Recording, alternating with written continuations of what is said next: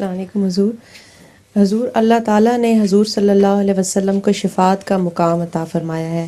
میرا سوال یہ ہے کہ حضور صلی اللہ علیہ وسلم کن لوگوں کی شفاعت کریں گے؟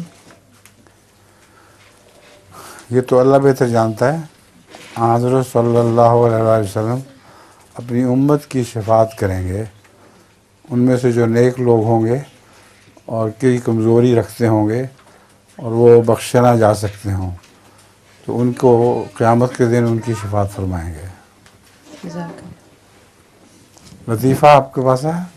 جی، ایک بچہ اپنے ابو سے کہتا ہے کہ ابو آپ کا قد لمبا ہوتا جا رہا ہے. وہ پوچھتا ہے وہ کیسے؟ بال نیچے ہو گئے ہیں.